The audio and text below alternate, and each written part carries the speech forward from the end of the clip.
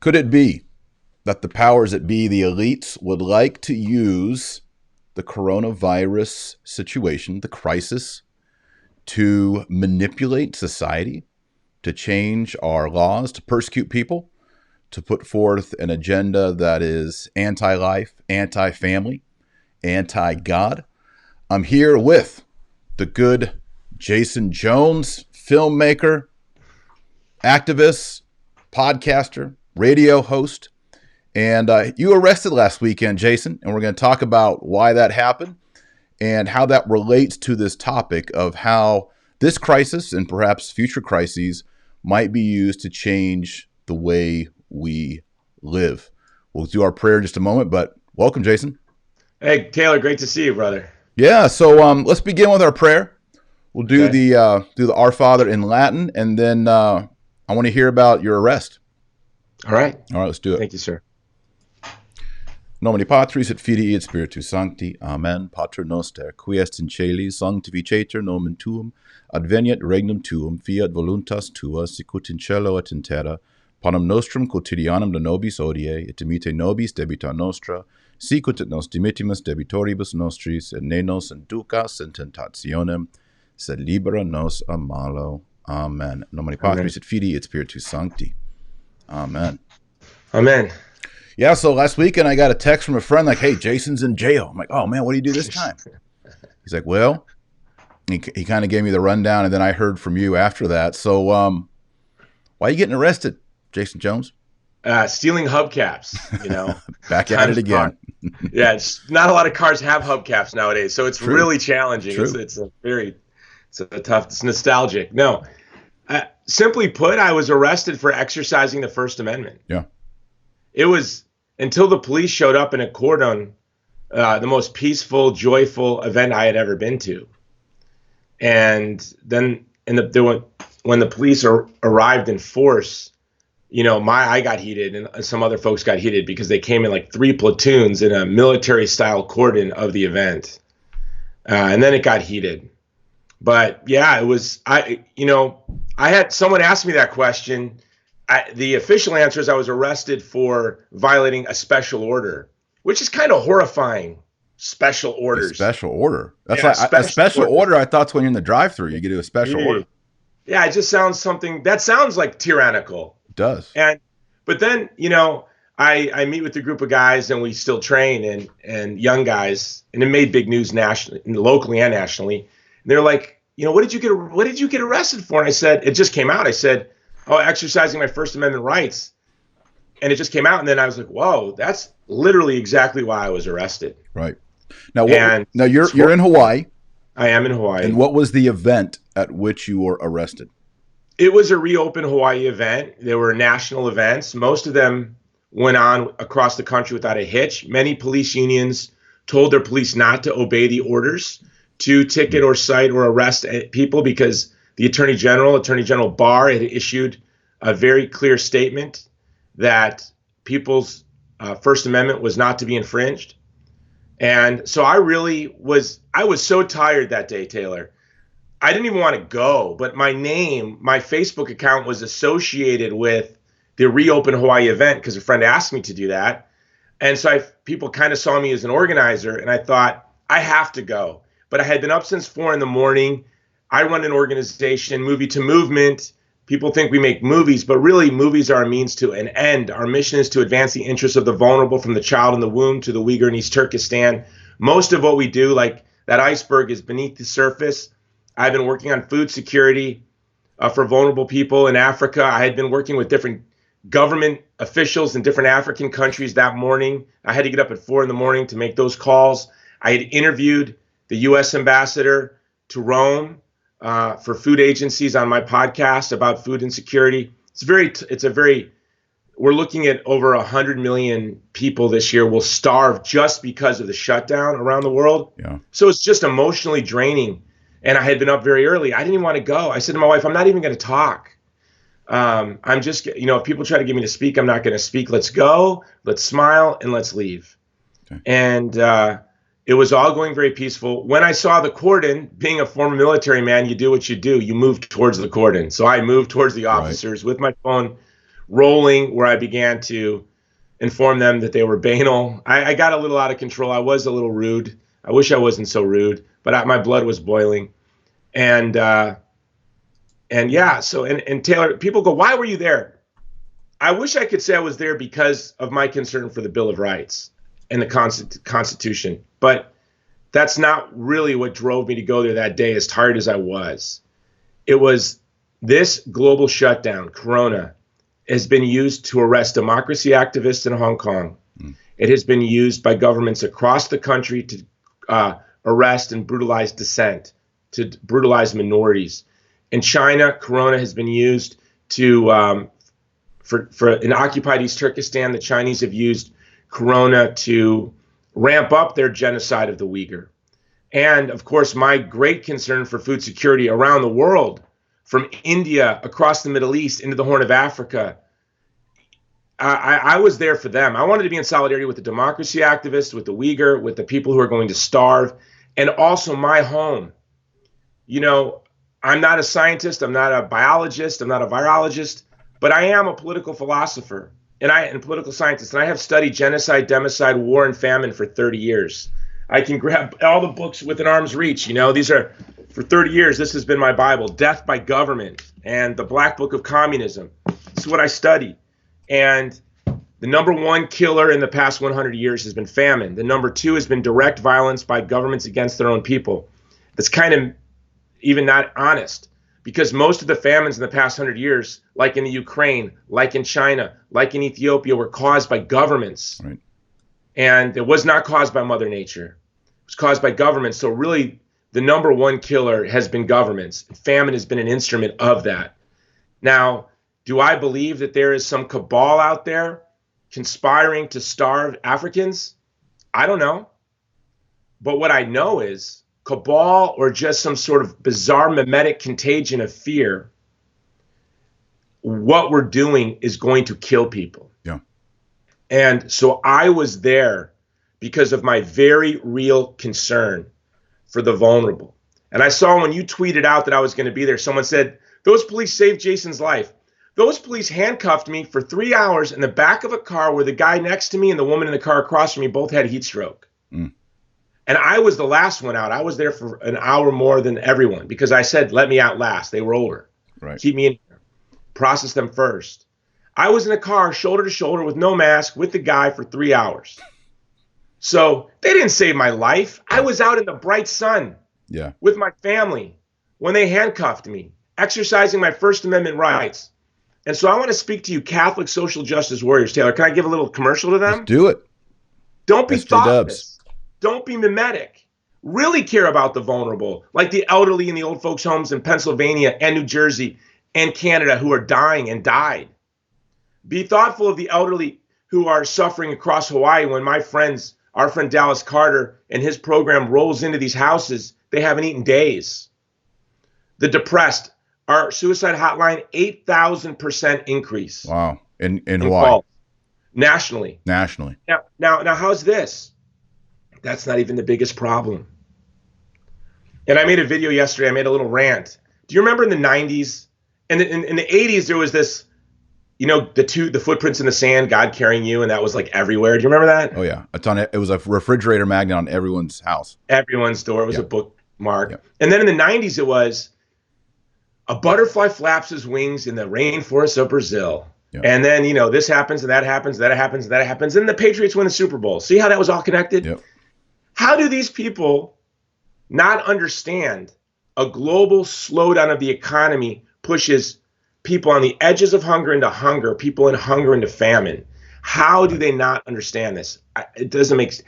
They're victimists who want to kneel before the gods of the city, and they're really worried about themselves. They are thinking they're going to get sick. So they pretend they care about others. Zmirak and I wrote my favorite article, the preferential option for myself. People use Catholic social teaching to defend themselves, not as a call to serve others, but as a bat to hit people to say, you need to serve me. But they don't want to admit that. So they have to somehow always structure their arguments as if they care about others, when really they're just worried themselves. Right. And so, yeah, the reason I was there was to be in solidarity with those people around the world suffering because of COVID crackdowns, violence by totalitarian regimes, and famine, and also because of my concern for my own neighborhood, my family. Hawaii is the furthest place in the world from any place in the world. 2 weeks go by with no ships, we begin to go hungry. A month, we begin to starve. We cannot feed ourselves. And that's all because of trade policies put in place in the Clinton administration. We used to feed the world, now we can't feed ourselves. Yeah, I mean, what about all the fruit plantations that were in Hawaii? What happened to all that? Well, we made trade agreements with China and other countries that obliterated Hawaiian agriculture. And that's why I'm using this opportunity to push what I call the Hawaii Food Security Act. The people of Hawaii are literally the most vulnerable people in the developed world to hunger. And it's hard for people to believe because something I call, it's called normalcy bias. Today was like yesterday, tomorrow will be like today. Things are always the same, but things aren't always the same, as we can see. And I hope we get out of this, unscathed. But I hope this is the canary. If that's true, I want this to be the canary in the coal mine. And what the Hawaii Food Security Act is, and I'll be promoting this aggressively in Hawaii over the next couple of weeks, is the people of Hawaii have suffered because of something called the Jones Act. The Jones Act I actually support. It's to protect domestic shipbuilders and shipping, and for national security reasons. But that means that ships coming from Asia to the United States have to go past us to the mainland. And then when they drop their stuff off and pick stuff up and head back home, they can't stop by us either. So stuff from Asia has to go to the mainland, then back to us. And stuff, does that make sense? And vice versa. When we could be loading, they can be dropping stuff off and picking our stuff up and taking it and bringing stuff. And then imagine how that would boom our agriculture too. It would boom, we'd have more production here, and the cost of living would go down by 10, 20% here. We shoulder, the people of Hawaii and Alaska are carrying the burden of shipbuilders in New England. Okay, fine. We're not going to get exempted. I really wish Hawaii would get a Jones Act exemption. Well, what the Hawaii Food Security Act is this. We need to be food secure. So we need a system of subsidies, and it's not like we don't greatly subsidize agriculture. I mean, look at the number, the amount of money spent to subsidize agriculture. A system of subsidies and tariff structures that allow us to at least have an ag industry that can sustain Hawaii in a time of crisis. In the next 100 years, there's going to come a 2-month, 4-month, 6-month window where ships don't come here. Mm-hmm. A major war in the Pacific, a disease like COVID that is actually as dire as they predicted this would be. Mm-hmm. If COVID was as dire as they predicted it to be, the people of Hawaii would starve. Yeah. That's a fact. So that's what I'm trying to do here. And that's why I was there. And it's ironic that because of my concern for my community, because of my wanting to stand in solidarity with democracy activists in Hong Kong, I ended up handcuffed in the back of a police car for 3 hours. And didn't you go to jail? And I went to jail. Yeah. How long were you in jail? 3 hours, like a couple hours. Okay. Yeah. Not long enough to join a gang. Right. Did you get a tattoo? I did. I was in a cell by myself, so it's not a very good one. A lot of people are starting to beat the drum of what is the role of big pharma in this corona crisis, and debates on drugs and how fast drugs can be approved. But you're putting your finger on something that's more fundamental. Yes, we need pharmaceuticals and drugs. It helps us in our illness, but the basis for life is food. Yeah, I interviewed Ambassador Kip Tom on the Jason Jones Show. You should all subscribe to the Jason Jones Show. It's like the Taylor Marshall Show, only not as good. Okay, Taylor's a much better show. It's better. So, I was on there. Was it last week I was on? Yeah, it was last week. That show was as good as this show. Yeah, because you were on it. So I interviewed Ambassador Kip Tom on food security. And, he said something that just really struck me, that food insecure people become hopeless. Right. People without hope migrate. People who migrate become vulnerable to being radicalized by ideology. They become vulnerable to sex exploitation, human trafficking, and all of these things. So food security is so important. It's something that all of us take for granted. Jim Gaffigan has this skit where he says, I haven't been hungry in 25 years. So yeah, so for us to talk about hunger, it sounds absurd, right? Like hunger is a thing of the past. No, hunger is the number one killer in the world. And it's hard for us to imagine that it would come to the developed world. But for the people of the state of Hawaii, hunger is it's going to be a reality unless there's drastic changes. Do you know, Taylor, this whole state of Hawaii? Sorry to make it about my state, brother, but this is important stuff for the whole country because this could be a democide of epic proportions in the next 100 years, 10 years, 3 years next year in Hawaii. That the state of Hawaii exists. The population we have are the Okinawans, the Japanese, the Filipinos, the Chinese, the Portuguese. They were all brought here to serve the agriculture industry. And their ancestors were brutally exploited by that industry. You know, during the Civil War, when the South couldn't, well, obviously the North couldn't get sugar from the South, they got it from California and Hawaii, C&H sugar. And there was a demand for labor. And so now the descendants of the people that built this community, that built ag, as they were becoming owners and full participants in the agriculture industry, we saw artificial trade agreements, you know, written, restructured, that just abandoned us. And we saw in the 80s and the 90s, I think, hundreds of thousands of people who were the descendants of ag workers, descendants of people who were brought here to work in the plantations, swept away to Las Vegas, to San Francisco, to San Diego. And if you live in the East Coast or you live in Nevada or Utah or Oregon or Washington, you have friends from Hawaii. Of course you do, because they were all swept away. I think it's important to revitalize our community, and it's also important for our security. So that's why I was there. And how was I rewarded by my mayor and by my governor, who have not given one speech? They have not comforted us on food security. They have not said, hey, we got this. Hey, we've got a plan. Hey, don't worry. It's almost as if they're not even thinking about this, as if they think those ships will come, as if they can't imagine. There are headlines in mainstream media, this might go on another 18 months. If this goes on another 18 months, as food production shrinks, and we're approaching 50% unemployment, the highest unemployment in the United States, as our pool of money evaporates, the cost of food goes up, and we're already the most expensive place in the world to feed, we're dead. And, you know, no one here is talking about that. They're being, by the way, we have like the lowest coronavirus count. According to CDC, we've had no deaths. According to the local press, 16 coronavirus related deaths. That means you had corona, you tested positive for corona when you died. But these were people who were dying of cancer and other things. The man who raised me, my stepfather, died of cancer, but actually of the flu that he got and then became pneumonia while fighting cancer in August. I mean, this is unfortunate, but this is how it works. But meanwhile, no one can argue there will be upwards of 100 million deaths because of famine, because of the lockdown. And that is going to far outpace already corona deaths. And I thought every life counts. But the people who are the Catholic social justice warriors, you're scared for yourself, not for others.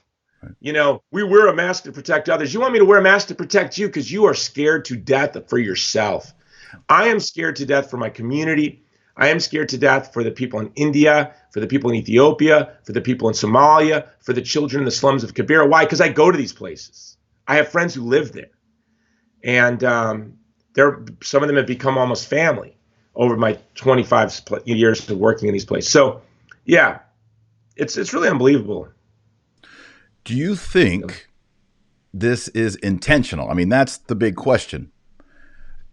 We have seen the 20th century, whether it was in Mao's China or Stalin and Lenin Russia or Pol Pot or Nazi Germany, we have seen over and over totalitarian regimes that manipulate currencies, economies, food supplies, and of course just round up people and kill them.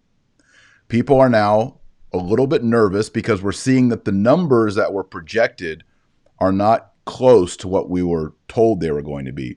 And so now people are asking the question, were we manipulated? Were we tricked for some greater political purpose? What do you think? You can stab at it. Yeah, here's what I say.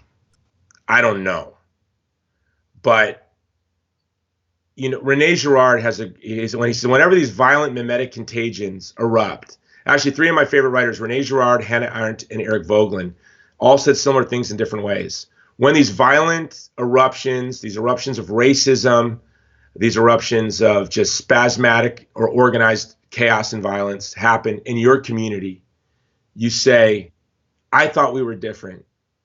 And what you learn is we're not different.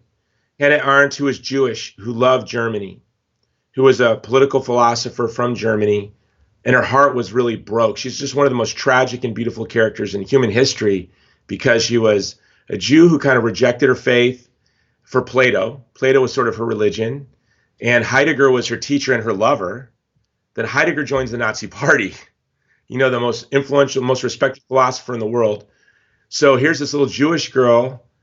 And so he was the new Socrates. That's what they called Heidegger. But the new Socrates wasn't the new Socrates because Heidegger would have had the hemlock and died. But no, he joined the Nazi Party instead. And after the Nuremberg trials, a German said to her, I'm ashamed to be a member of the German race. And she said, why? She said, I'm just ashamed to be a member of the human race. And that was sort of her solidarity for Germany. So why do I bring that up to your question? I would say, just like everyone, it's hard to believe that people who don't have different accents, that don't wear funny uniforms, that don't goose step when they march, could thoughtfully plot something so horrific. But when you look at the regime in China, for example, they have been forcing their own, you remember the Communist Party, your daughter, your wife is also forced to have an abortion. Think of that. So, of course, now you have them 3 million Uyghurs in concentration camps where they take their DNA, not conspiracy theories, guys. Google Uyghur. People laugh at me when I tell them about the Uyghur because they're a little nervous and they don't believe it. 3 million people in concentration camps, video footage of men being lined up into trains, taken off to be killed. People in the camps, their DNA is taken. They're kept in camps like a grocery store. And when people need organs that are compatible, those prisoners disappear. Unbelievable. So is it and I don't even want to get into Bill Gates and his policies in Africa for malaria have been devastating. Nets only. How about DDT and chloroquine? Mm-hmm. How about DDT, which eradicated malaria for us in Europe? And 500 million Africans and Asians died because of the global Western imperialist ban on DDT. Then when African countries tried to use DDT, manufacture it themselves, they suffered severe penalties. Nets only. That's insane. That's like saying you have a chlamydia outbreak and you're like, condoms only. No antibiotics. Just condoms only. Sounds so nice. Nets only. So either he's the dumbest guy on earth and he doesn't achieve his goals, or he really is good at achieving his goals and he's maniacally evil. So I don't know what it is. Yeah. But regardless, we need to, John Zmirak and I wrote the book, The Race to Save Our Century, because I saw this coming. Went to John and said, the 21st century is going to make the 20th century, it's going to pale. The 20th century is going to pale in comparison to our century. We're going to have bigger genocide, bigger democide, and bigger wars. So we need to write a book. So we wrote this book, The Race to Save Our Century, 5 principles to stop genocide, democide, and war, which is to inculcate a society in the Imago Dei, the transcendent moral order, subsidiarity, humane economy, and solidarity. I just want to talk about subsidiarity. We had the WHO, a distant, unelected bureaucracy that you and I have no way of influencing, has us locked in our house. Yeah. Our elected officials are nothing but sock puppets. The distant, unelected, not even Americans, have their hand up, as we would say in Hawaii, the akole of my mayor. Mm-hmm. I've got a hand from Sweden up the akole of my mayor, locking me had me locked up in handcuffs. The distant, unelected bureaucrats had me in handcuffs. Not even the mayor. The mayor was literally a sock puppet. So we need to fight for the principle of solidarity. We need to stand with the people in East Turkestan and Hong Kong and Fiji. Right now, Fiji, it's Google Fiji Corona. And we need to fight to break the links that have us like puppets from these distant, unelected bureaucracies. And so whether it's intentional or not, if they It's happening because the principle of subsidiarity is not being respected.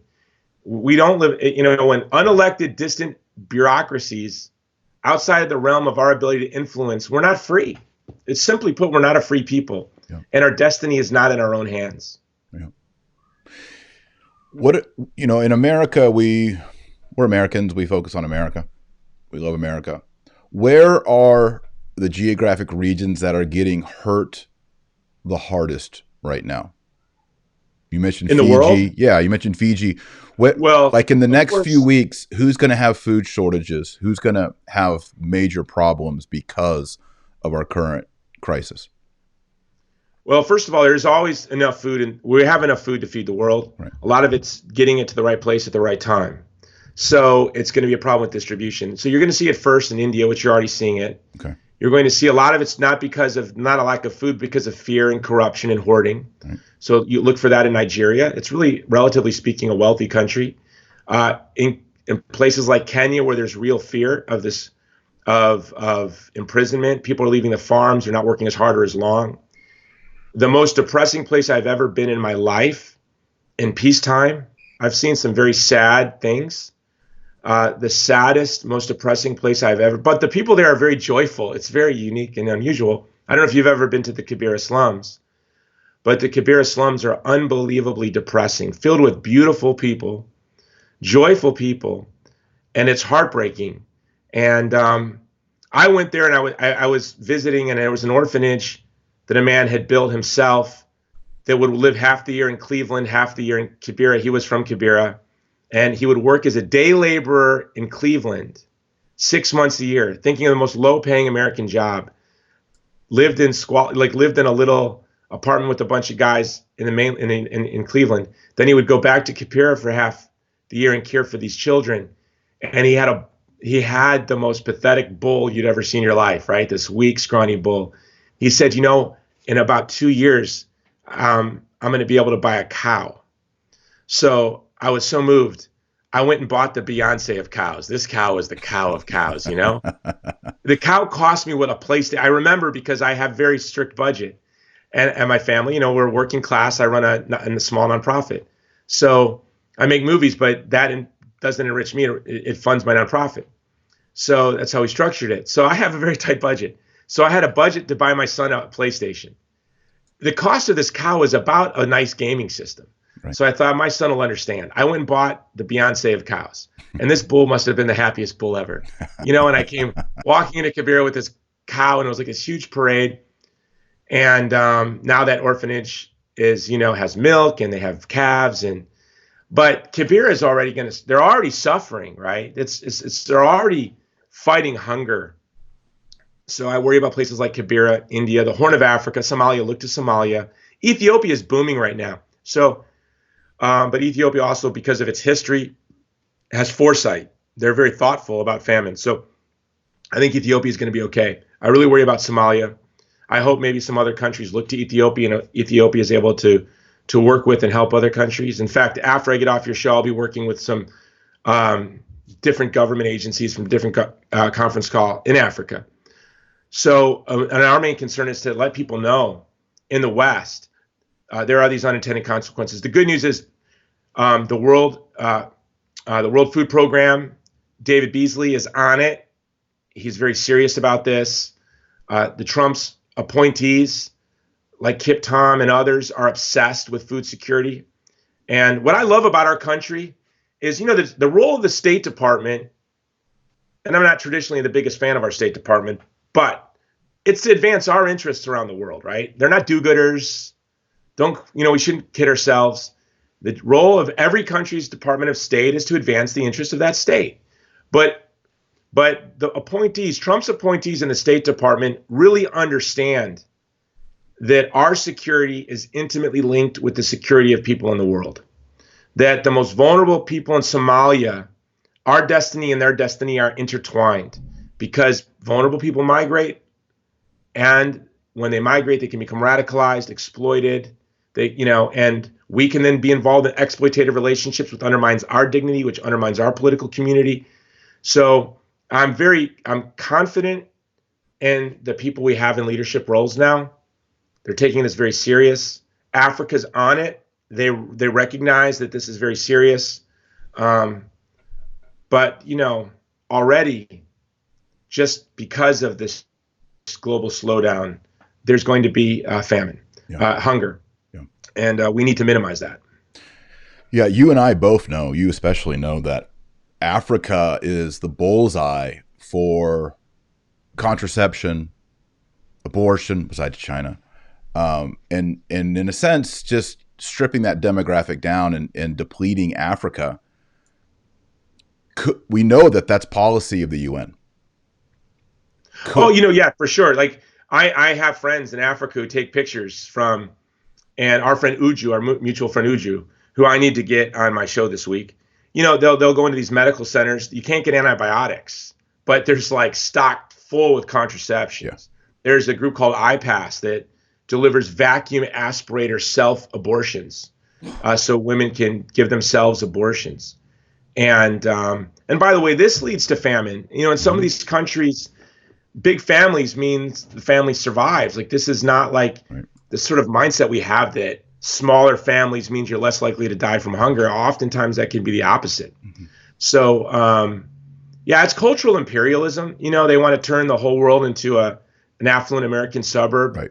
And I don't think they're racist. They just want people to be, look like all of us, look like a Benetton ad. Yeah, I think they're racist. I think they're classist. I don't know. I think maybe there are people that they're subconsciously racist. I just think they want us all to look like a Benetton ad, and they want us all to live like them. Right. But when I say I go to Kibera, like you and I, Taylor, we have a very similar life. Like we're blessed, dude. Like we get to be around everybody. We get to go speak to Knights. Like I live on the west side of Oahu in a working class neighborhood, and I'm a member of a Knights of Columbus council where they're all guys like me. And then I go to Dallas where I see you and I'm around all these wealthy, beautiful people, and we get to see like the diversity in America and diversity in the world. We're very blessed. The people, these leftists who want the world to live like them, I get to be around them in my capacity in the film industry. They're the most miserable people on earth. God forbid the world become like them. The planet's going to be horrible. So I would much rather live in Kibera than live in Bill Gates's neighborhood. I can tell you that. And hang out with Bill Gates. I promise you. And on Kibera, let me tell you the most shocking thing about Kibera. They used to live there used to be people in this like little gulch. And then on top, there'd be people that lived up here too. And of course, it was nicer on kind of the ridgeline. The United Nations came and shoved everyone off the ridgeline into this like big gulch with millions of people, really. And they built these like skyscrapers for the UN employees to work and live, like lording over the Kibera slums. It says it all. Yeah. It says it all. How much money did those skyscrapers over the slums? It's just really unbelievable. Yeah. Well, that's my concern. If they're pouring money into contraception and abortion into third world contexts, if you bring in famine into that culture, okay, so you do two things. One, you kill off people, the young and the old and the vulnerable.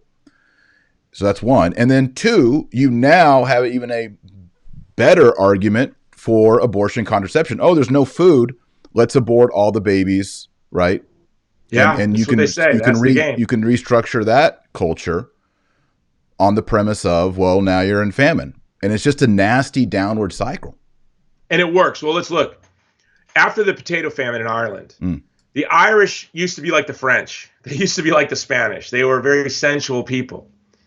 The potato famine changed everything because the marital act and the fruit of the marital act, childbirth, led to sort of Ireland having the highest celibacy rate. And it was because of lifetime celibacy rate. And I really believe it was because of the historic scar left by the potato famine of watching your children die. The famine in China induced by the government. After that, you had the culture, so it was a shock, right? All these people died, but children just obviously children go first. Yeah. So all these children were dying in the Great Famine in China. So the Chinese were angry, and the Cultural Revolution the communists used that to give the people a weapon, a scapegoat to take their anger out at. But it didn't really work. Girard would say it didn't work because the cadre that they were appointed to hate weren't actually innocent, and scapegoats to be effective to bring order have to be innocent, as Christ was innocent of the crimes that. So the cadre were actually guilty. So then what brought order to China in the wake of this political chaos caused by the Great Famine? They found their perfect victim, the innocent, most innocent victim, and actually the source of all of the pain of the famine, the child. The one-child policy, I really believe, was a direct result of the Great Famine, because children in childbirth cause so much sorrow. And so subconsciously, I think it was very easy for the people of China to just want to get away from the whole procreation thing because it was so sorrowful. So again, you're right. As we see famine come in, it's easier to sell contraception to people because of their guilt and their shame for not being able to support and care for their children, or they watch their sister die, their brother die. And so you're right. In the wake of famine, it is easy to sell contraception. Just like children of divorce, it's easy to, that they maybe don't want to get married if their parents were married and divorced and they saw a violent marriage. The whole thought of marriage is hurtful. Mm-hmm. Well, when you survive through a famine, the whole thought of procreation is the most painful thing in the world. Yeah. Well, I mean, it's in most mammals, including humans, when there is a famine, the female reproductive system does shut off. It's a fact.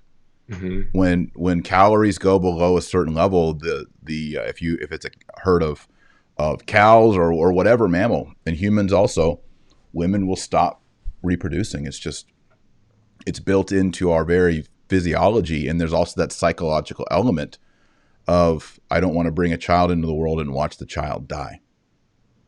Yeah. So I mean, as Christians and as followers of Jesus Christ, part of what we do in evangelization is we create the frame and the setting, like we're Christ's hands. We're creating the frame and the setting so that life and peace can flourish.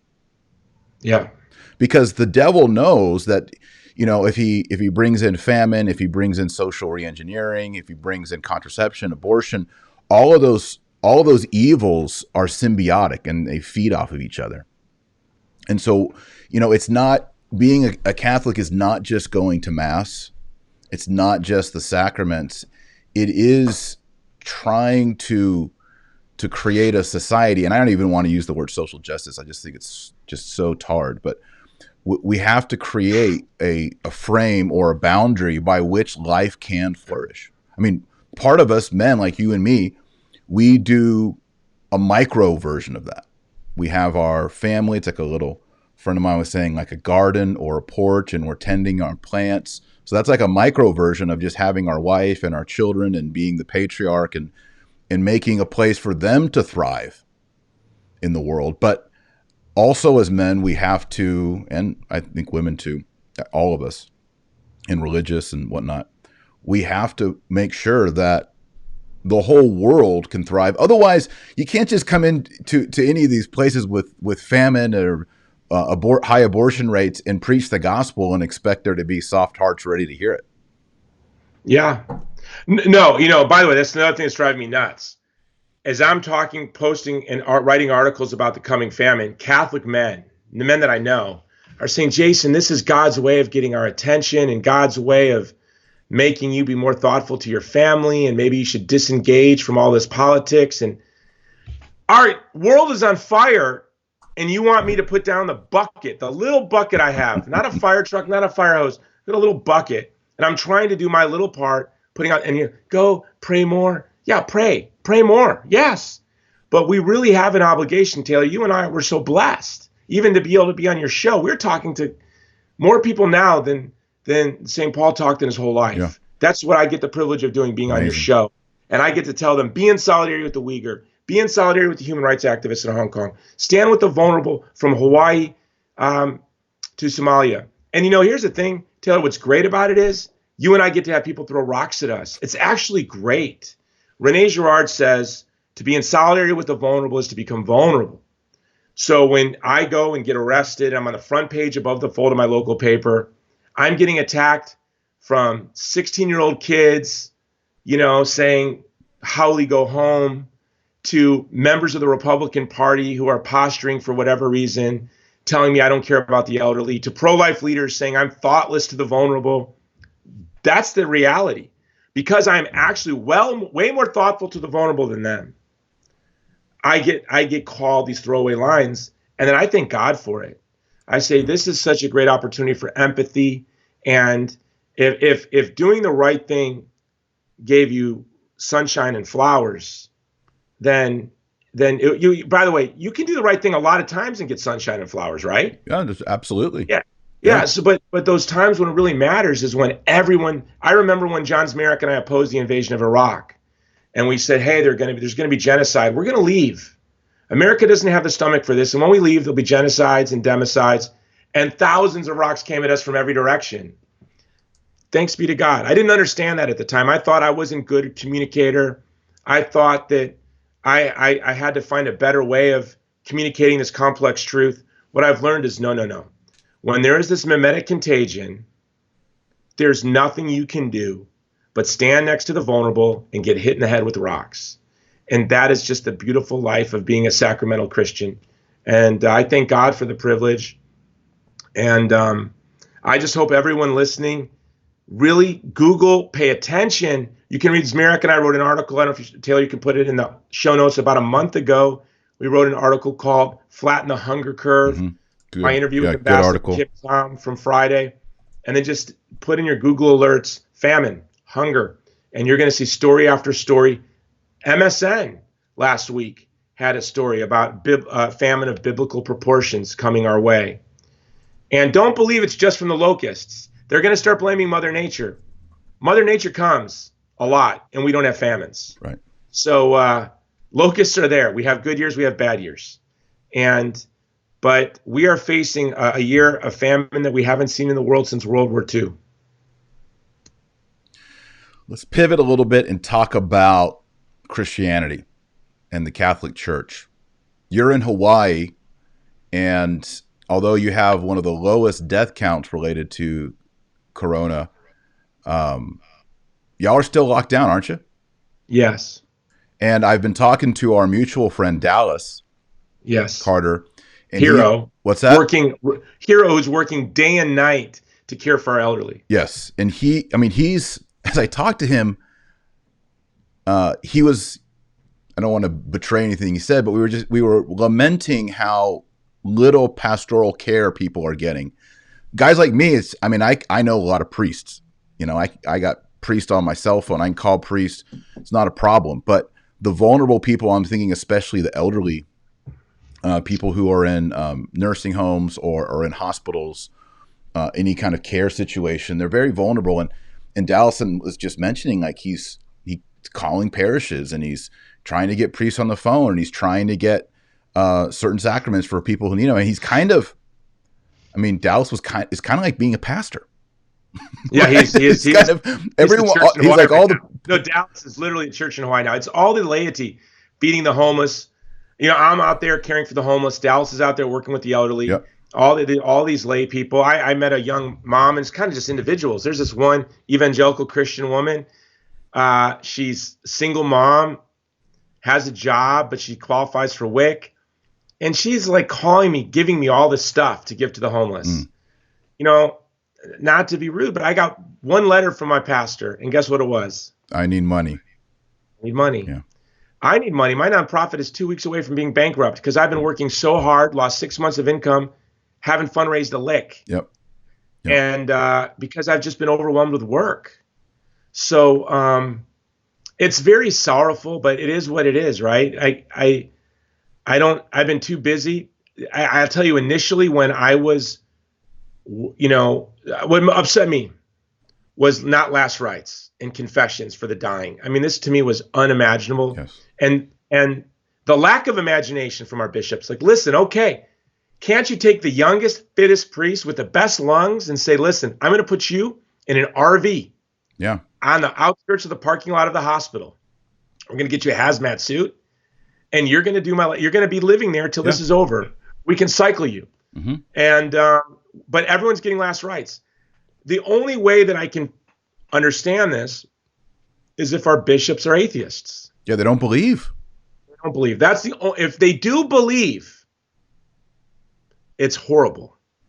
If they don't believe, and this is just a social justice ethnic club that does, if we're just the Hibernians, then it makes sense, Right.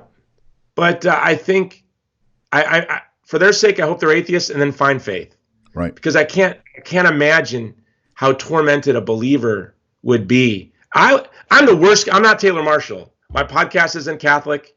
I've been fighting abortion and working for the vulnerable before I was Catholic. I'm not a good Catholic. My heart is broken by this. Like, almost brought me to despair early on.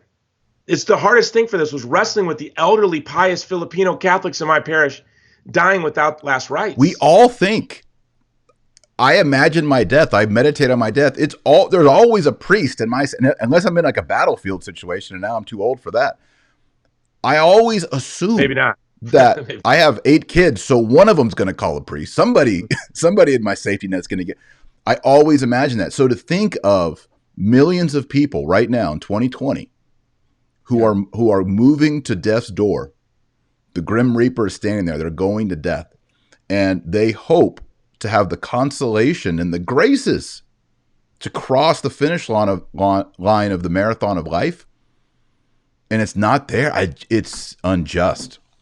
Let me tell you, Taylor, especially when there's a priest 5 minutes from them. Taylor, let me tell you, this is a very sad story. So the man who raised me, my mom was married a lot. My dad and mom they had me when they were teenagers.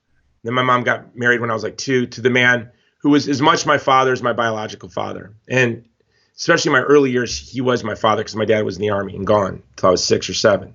So I didn't let him come to hear me speak. He had been baptized Catholic. I hadn't been to confession since the 8th grade. So I was speaking at the Basilica, and I was like, Dad, you've got to go to confession. There's like 100 priests. They don't know you. You're in D.C. Just go downstairs. If you want to hear me speak, which is in 2 hours, you have to have confessed, and you got to be up here, and then you can come hear me speak. He's like, didn't want to do it. He paced for like an hour and a half. Mm-hmm. He finally went in and went to confession. That changed his life. He was a recovering alcoholic, had a very rough road. That day was the birth of became the most involved man in his parish. Mm. Well, in August, when he died, I almost said, Dad, just come to my speech. But I didn't. I just held the line, and I felt like a jerk. That August when he died, in a state of grace, and he had last rites, I said, thank you, God, for letting me be a jerk that day. Yeah. And the idea, how for me to know that this man who was such a saint in my life, I would have probably become a Protestant that day. I can't imagine what would have happened that day if I couldn't get a priest to come and give him his last rites. Yeah. So I feel for those families. I can't even begin to imagine it. No. Well, Dallas Carter, we were talking on the phone. I was on the phone sitting outside the post office when he called. You guys are on way different time zones than us here in Texas. And he was like, why is it the lay people? Why is it us? He and I don't want to be the weather vane, always getting struck by lightning, trying to do all these things in the church. And I said, well, Dallas, it's not right. It shouldn't be like this, but read the Bible. When all the generals and all the priests would do nothing and they were afraid, a young woman, not that young, but a woman, Judith, crossed over into battle to enemy territory, crossed the battle lines, and she killed Holofernes. She cut the guy's head off, right? And you see this over and over in the Old Testament and in the New Testament. Often, not always, because you have other examples like Phineas.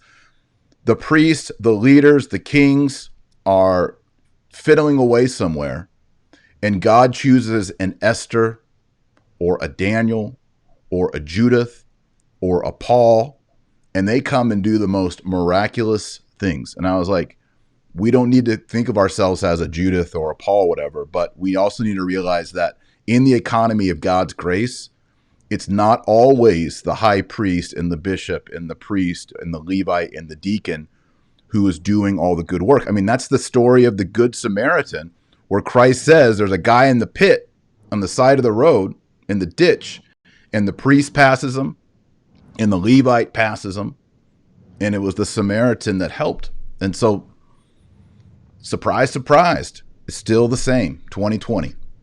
Yeah, and it's always amazing to see who steps up and who doesn't. Exactly. You're always a little shocked. And I'll tell you I just want to say this about Dallas. He lives with his wife and all his kids and his mom and dad. That's very Hawaii style, right? We live multi-generational families. Their business has been utterly obliterated. Utterly obliterated. He could be sitting there scrounging for himself, fighting for himself. And his business, he said, Jason, if they opened up tomorrow and things went exactly the way they were before, it would take me 2 years to get back to where I was. And by the way, we're not opening up tomorrow, and it'll be months, if not years, before our economy is back to where it was. Dallas isn't licking his own wounds. What I always say is, you know how men heal? We don't, not licking our wounds, but bearing our claws.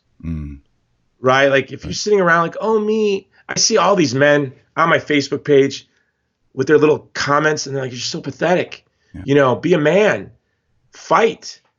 Look, my nonprofit has been obliterated. My model was 80% of my income came from speaking and from marketing and consulting films. We have no films now, all canceled for this year. All my speeches through September are canceled. Right. We just lost 80% of our income. And so I'm not licking my wounds. Like, let's bear our claws. I'm not feeling sorry for myself because everyone's suffering. So what am I going to sit here and feel sorry for myself? And there are people suffering a lot. Nick Vujicic, I think I said this last time I was on your show. I was in a tent revival with Nick. You know Nick Vujicic? No Arms, No Legs. Nick. He was in a movie with H.E.R.O called Butterfly Circus. You've got to Google this guy. Okay. He has no arms, no legs, attempted suicide when he was a boy in his bathtub. Wow. And he imagined his mother finding his corpse in the bathtub, and he couldn't, in her horror. So he fought himself up and he got up. And Nick said, well, I was in a tent revival in Mexicali, Mexico, like 90 degrees under a big tent. And it was me, H.E.R.O, Nick Vujicic, and others. And picture a big tent revival. It was amazing. And Catholic tent revival, but Nick he's not Catholic. And Nick said, I said to God, he's Aussie. This is my horrible Australian accent. I said to God, why isn't anyone giving me a hand up? It's horrible, isn't it? Is that Scottish all of a sudden? It's like, just go with it, man. Just go with it. Why isn't anyone giving me a hand up? He's like, God said, if no one's giving you a hand up, it's because I need you to look down and help somebody up. Give them a hand up. He's like, God, I don't have hands. And I said, that's right. When you're like, why is no one helping me? That's because you need to help somebody. In your struggle, in your misery, in your depression, in your substance abuse, in your porn addiction, and all of your things, that's empathy. Now help somebody. Yeah. And that's Dallas. Man, I love that guy. He's telling me stories every day about elderly who haven't had food in days till they show up. Middle class and upper class people, but afraid to leave their house, no relatives, nothing. And they're so scared from watching the media that if they go out of their house, they're going to drop dead of COVID. They're starving in Hawaii today. They've done thousands of, I think 5,000, I don't want to shortchange them, 5,000 2-week supplies of food they've already delivered. Amazing. Yeah. Amazing.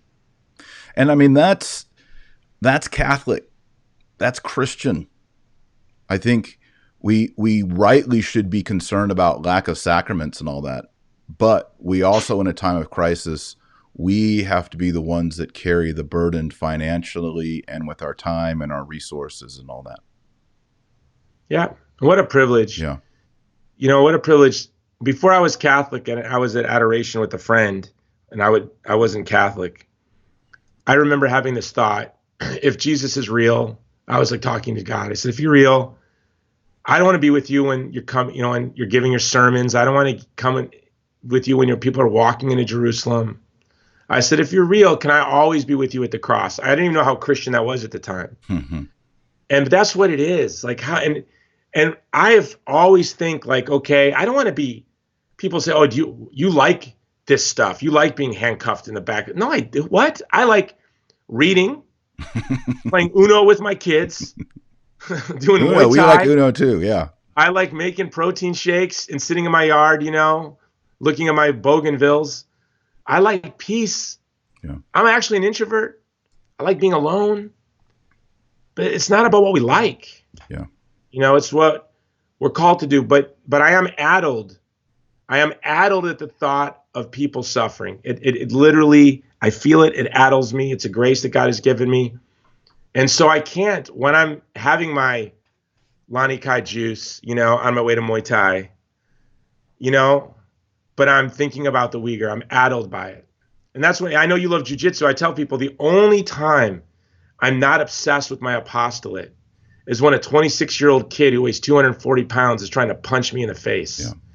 You know, Muay Thai for me is like a relief. It's like when I can set my apostolate down because I have to focus and be very serious or I'll get hurt. Yeah. So the only way I can explain Muay Thai for me is it's like, you know, if you're carrying a heavy load and you set it down and you're like, ah. That's how I feel when I got these kids trying to hit me. I'm like, ah. Yeah. And no, I don't like it. But when we're in solidarity with the vulnerable, they cease to be vulnerable. That's what it's about. Mm-hmm. So we're kind of getting up on our hour here. Can you share the story of, we were kind of talking philosophy, was it 2 nights ago on the phone? And you were talking about what you said to the cop. You're not a bad guy. That story. Oh yeah. Can you share that story? I think that's good for people to hear. Yeah. You know, first of all, I wish I'd have been more thoughtful. I was very spirited in my communication with the police. I wish I could have been very like calm. Very spirited. Yes. Very spirited. Yeah. Thumos, I think is the word. So I just said, you know, you're not a bad guy. You're not a good guy. You're just like every other police officer in the 20th century. You're like every police officer in the 20th century that committed all the great atrocities. You're just doing what you're told, thinking about your pension, and wanting to get home to your family. Yeah. And I said, be a good man. Take off your belt, put down your gun, sit down that notepad, and go home. I didn't say it like that. I was like, you're not a good man. You're not a bad man. You're just like every other man. I'm like, I wish I could have said it the way I said it to you. But I really was triggered, as my kids would say. Dad was triggered by, I've done a lot of cordon operations as an infantryman. And I saw like literally a textbook cordon being maneuvered around the families of Hawaii. And that did, quote unquote, as a millennial would say, trigger me for sure. Right. But yeah, that's what I said. You know, Hannah Arendt to me is someone I love. Malcolm X are two people whose lives, because you know what launched me into all of this. Like I say, look at that princess. That's what I love about Catholic. You want to come be on TV? Oops. Hey, princess. I'm gonna ask you something. Okay. Uh-oh. Me and Mark want a fishing, a fold-up fishing pole. Y'all want? And I want a Mickey Kitty one. Okay, they want a fold-up fishing pole and a Mickey what? A Mickey Kitty one. Mickey Kitty. Okay, we'll talk about that later.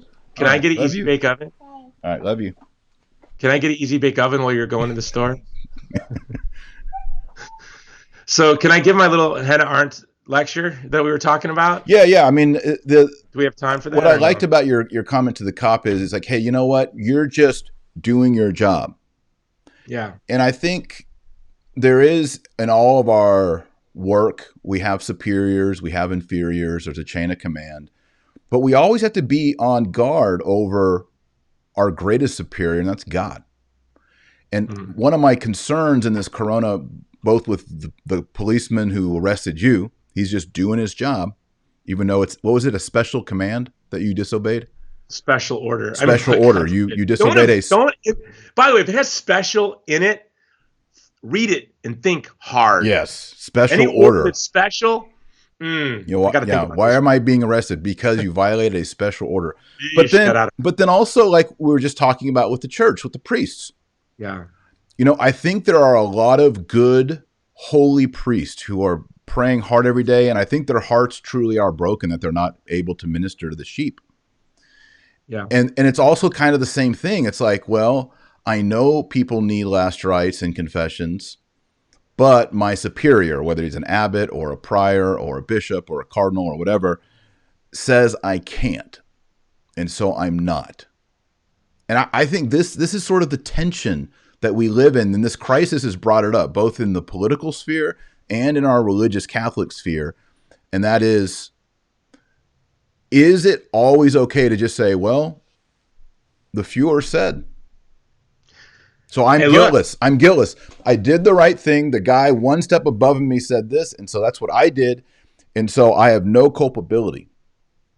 By the way, I would say, yeah. And for those of you virtue signalers who are attacking people like Taylor and I, who are advocating opening up the economy, saying that we don't care about the vulnerable, that kind of calumny, without listening to our arguments or researching our concerns, right. You're not victimless. I mean, you're not blameless. You're to blame as well. Yeah. I know you think I'm nobody, I'm a schmuck, I'm just one person in a mob throwing rocks at these guys. No. You are responsible for your thoughtlessness, especially once you hear these words. You are responsible. And look at Cuomo. Cuomo, let's take him at his words. When he believed he needed ventilators from Republican counties in rural New York for New York City, he said, I don't care if it's breaking the law. I'm coming to take your ventilators. Sue me. And then I'll deal with that later. Let's imagine maybe he did really believe the hysteria. And maybe he was really thoughtless to the needs of those communities in red counties that may need those ventilators as well. He didn't care about the law. He literally said, I'm taking your ventilators. Sue me. Imagine if we had a priest who's like, I'm giving last rites. Right. Yeah, I'm going to give last rites to this grandma. And if you don't like it, suspend me. And I'm appealing it to Rome. Yeah. I mean, am I too naive to think that a priest could do that? I don't know. Look, this is your area of expertise. And I know, for example, my pastor from the grapevine, from the rumor mill, his heart has been broken by this. Yeah, a lot have. Yeah. And by the way, I love my bishop, man. I have the best bishop. I don't understand it, Taylor. There are people I respect who are ignoring all of our concerns. Yeah. The mimetic contagion, sorry for the Girard lecture. Rene Girard says there's only one thing stronger than the spirit of the age, the mimetic contagion. There's only one thing stronger. That's the Holy Spirit. So if you don't think you're better than these other people who are swept away, because it's only grace that has protected you. Yeah. So isn't it ironic, Taylor, that the people that side with the spirit of the age always think we're the bullies on the side of the powerful? Yeah. It's crazy. But in reality, they're the ones that have the elites backing them up with billions and efforts and social media and everything. Bill Gates, the Communist Party of China, the World Health Organization, the mainstream media, Google, Facebook. Yet we are the bullies. We are the ones, but you know what? They're right. Because the Holy Spirit, because they're right. We have the transcendent moral truth on our side.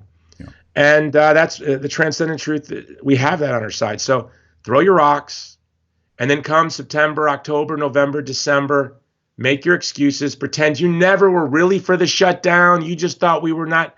The way we were communicating our desire to open up the economy that's what I really had a problem with. I didn't like how you were, opposing the shutdown. I was always with you on the shutdown. The shutdown was the cure was going to be worse than the disease. We'll hear everyone in our life say that. And it is what it is.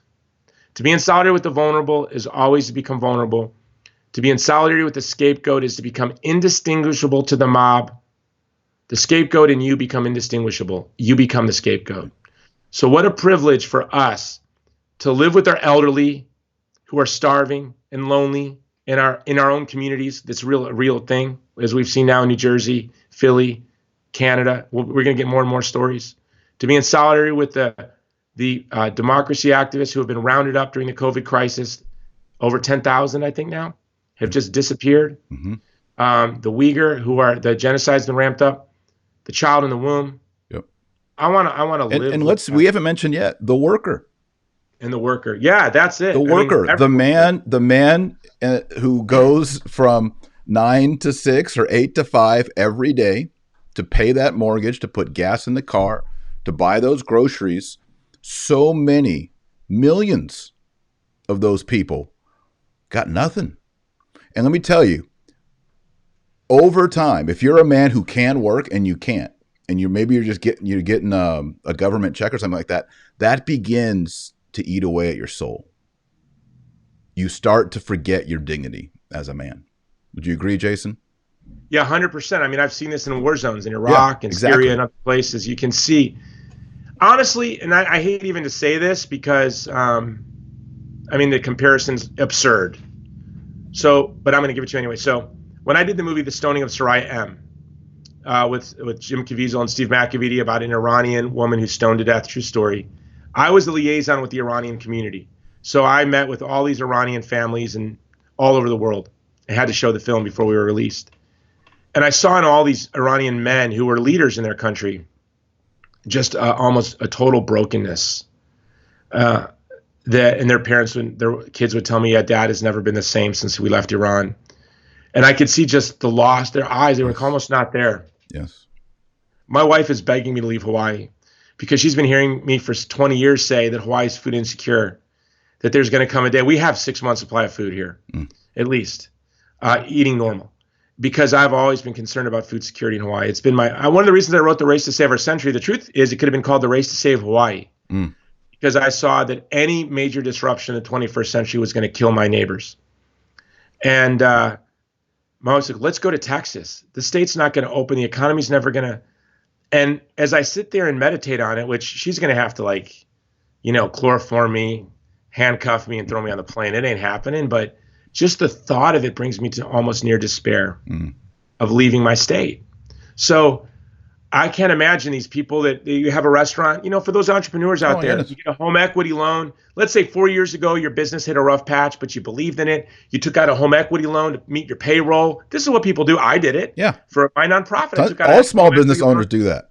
Yeah. I threw in $150,000 into my business, my nonprofit actually, and we've been paying it back. I've got $50K left. Now the wheels fell off.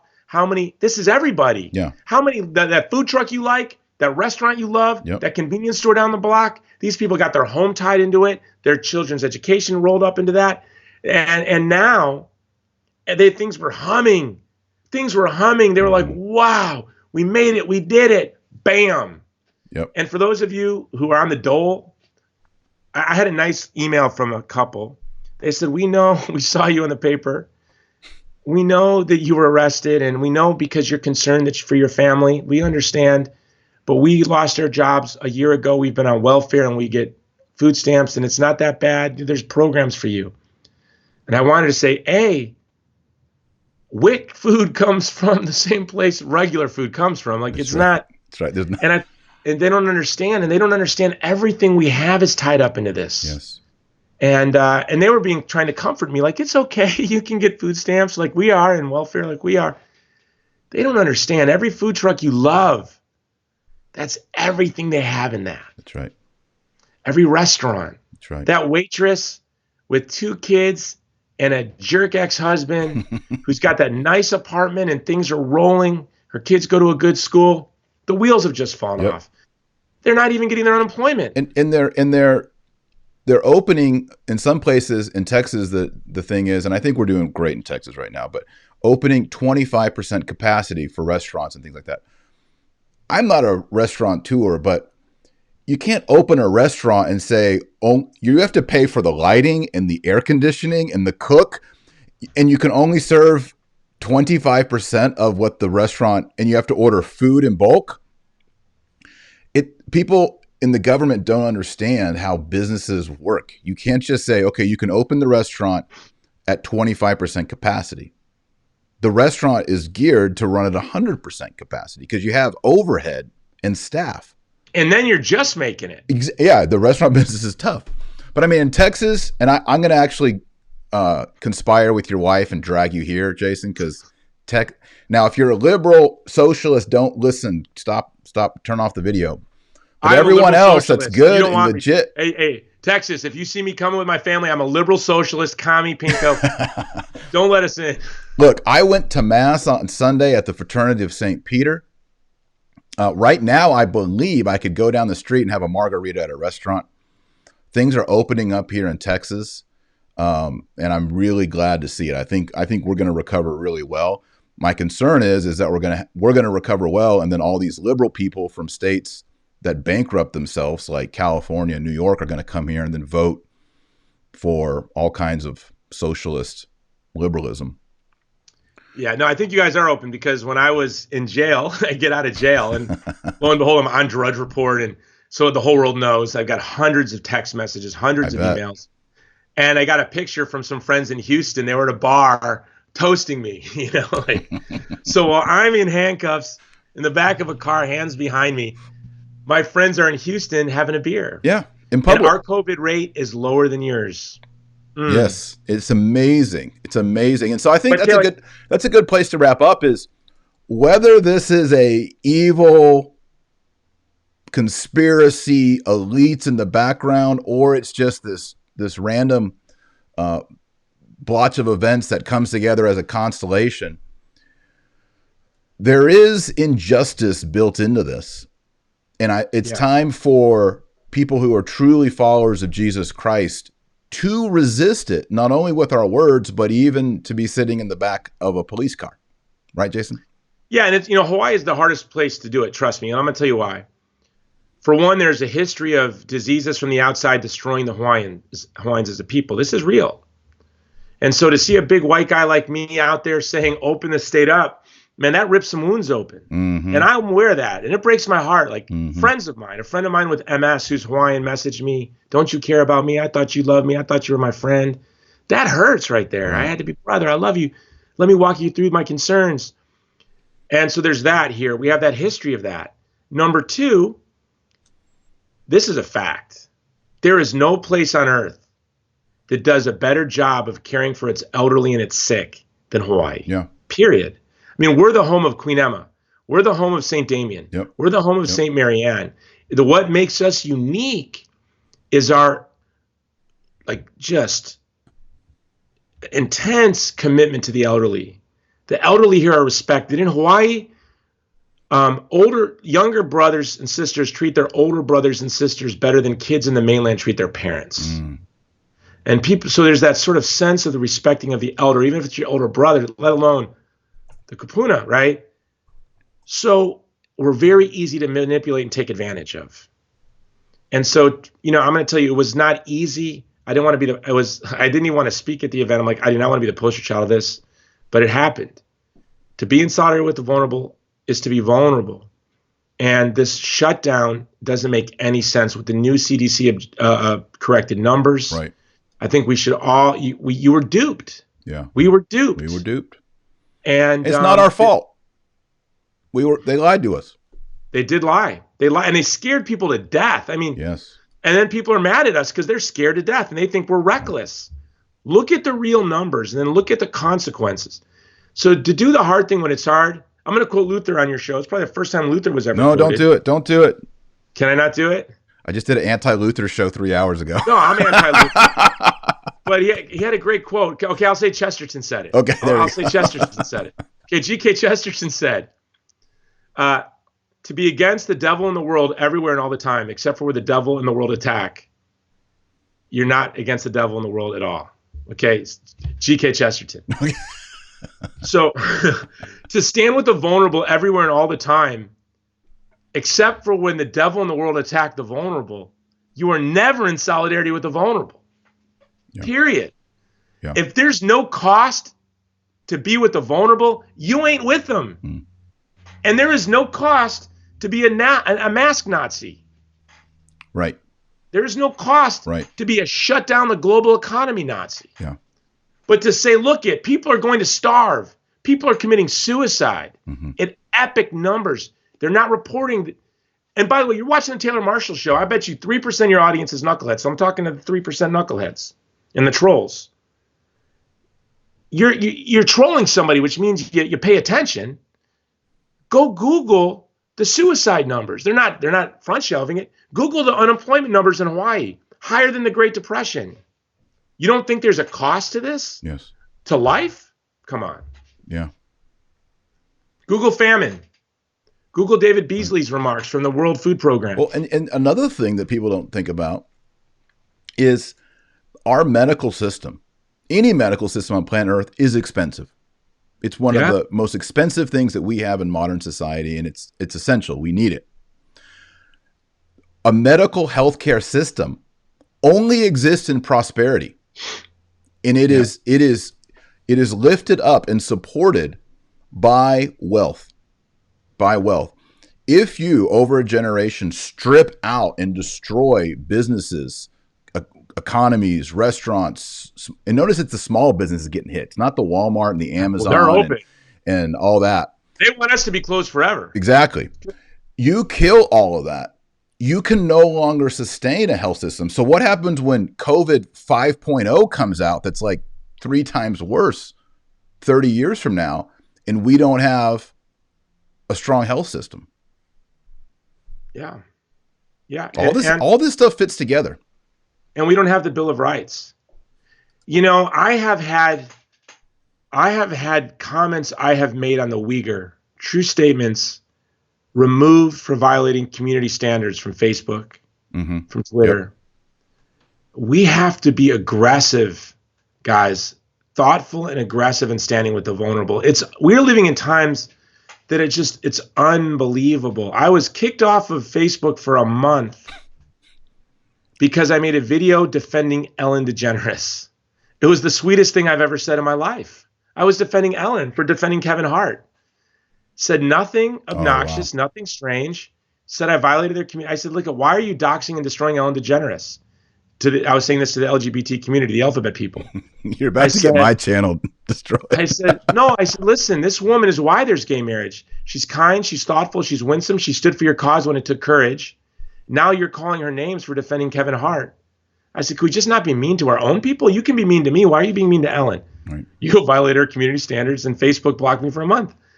Wow. So we need to fight for our right to free speech, because if we can't speak up for people in the world, they can't.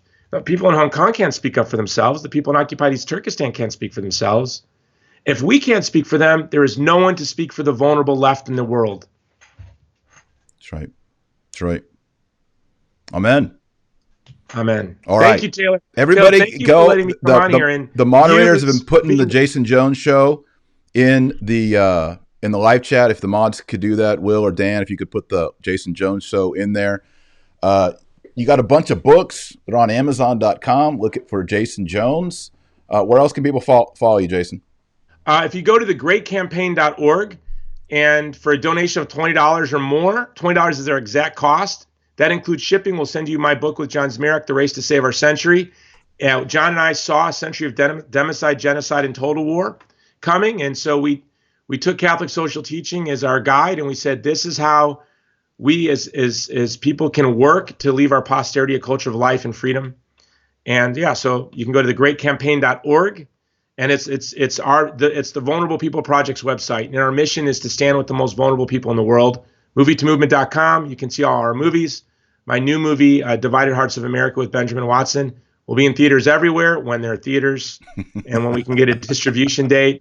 And Taylor, I just want to thank you for your show, for your audience, and I want to thank HPD and the mayor of Honolulu for getting me arrested in a picture. So Taylor would ask me to be on a show so I could speak about the Uyghur, so I could speak about hunger in the world, and so I could promote the Hawaii Food Security Act. So thank you, Mayor Caldwell. Good job. Good on you. Good on you. Thanks for doing your job, Mayor. All right. And then just a reminder, we can't do any of this without grace. If we try to do it without grace, then we get prideful. So that defeats that. So all this has to be done by grace. So visit the sacraments, pray every day, read the Bible, and of course, pray the rosary every day. If you don't pray the rosary, you're not on the team. The rosary is how we meditate on the life of Christ and pray every day. Get reconnected through the chain back up into heaven. So pray that rosary every single day. And anything else you want to add before we pray and sign off here, Jason? No, I just want to thank you, Taylor. And, the Catholic lady, this is our time. The world is on the cross. The vulnerable are everywhere. Church is on the cross. You don't have to look around. You have friends that have prescription drug abuse problems right now that are struggling because it's hard enough for them to get their Oxycontin. Now they're struggling. People are losing their businesses. People are depressed and lonely. I have friends that have shared with me they're very depressed. They're very lonely. Some people are scared. I have a neighbor who has not left their house once since this started. Really like a state coerced illness. Like they're so afraid to leave their house. This is right across the street. So they're vulnerable all around us. To me, what attracted me to the Catholic faith was I was an atheist that had all sorts of prejudices against Catholicism and Catholics. And at the end, it was the radical commitment to solidarity with the vulnerable that I saw in saints like Maximilian Kolbe and St. Damien that removed the scandal. We've lived in an age of scandal. Yeah. And our radical commitment to the vulnerable, the only thing that gives us that is grace. That's right. And so that removes all of these scandals that we've had. And it would look, it's an age of scandal. If your dad died and didn't get last rites, and you're not at a mega church, good on you, because I probably would have been at the nearest mega church, angry at the church for the rest of my life. Yep. So I think it's radical commitment with the vulnerable that removes scandal, and it makes your life so rich and beautiful. I always think I'm going to lose something every time I do something that seems I'm told by everyone around me is imprudent or thoughtless or reckless. It just leads to my life being, such a mystery, right? Yep. That it leads to your life being richer and beautiful, more beautiful. It's very strange. It's very unusual. That's the gospel. Yep. Okay, well, May is the month of Mary. Today is May the 5th, Feast of St. Pius V, Pope of Lepanto, Pope of the Rosary. So we're going to close up with a Hail Mary and a Glory Be at the end. And tomorrow we'll see you. We got a show on 3 Days of Darkness. You ever looked into that, Jason? I have, yeah. Uh-oh. So tomorrow I'm covering 3 Days of Darkness. Sure. You're going to want to watch that one. Okay, let's pray. Sure. Nomine Patris et Filii et Spiritus Sancti. Amen. Ave Maria, gratia plena Dominus tecum. Benedicta tu in mulieribus et benedictus fructus ventris tui, Iesus. Sancta Maria, Mater Dei, ora pro nobis peccatoribus, nunc et hora mortis nostrae. Amen. Gloria Patri et Filio et Spiritui Sancto, sic ut erat in principio et nunc et semper et in saecula saeculorum. Amen. St. Pius V, pray for us in the name of the Father, the Son, and the Holy Ghost. Amen. All right. Thank you, everyone. Thank you, Jason Jones. Everybody go check out Jason Jones Show on Twitter. Follow the Jason Jones Show on YouTube. Check out his books, and we'll have you back soon, Jason. I'm going to have to learn Latin so I don't embarrass myself on your show there, no Taylor worries. Marshall. All right. Godspeed, everyone. Till tomorrow.